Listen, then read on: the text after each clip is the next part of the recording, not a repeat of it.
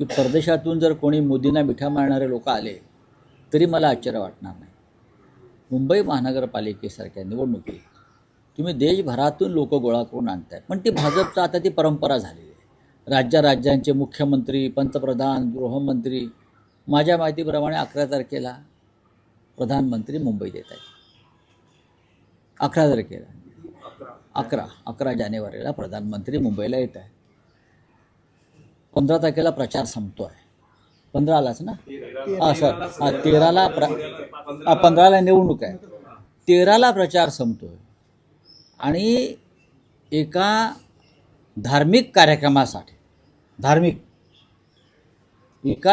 कार्यक्रमाचं खास आयोजन केलं आहे त्या दिवशी मुंबईतल्या जैन समाजाचं, आणि प्रधानमंत्र्यांनी ते आमंत्रण स्वीकारलं आहे. ते प्रचारासाठीच येत आहेत ना.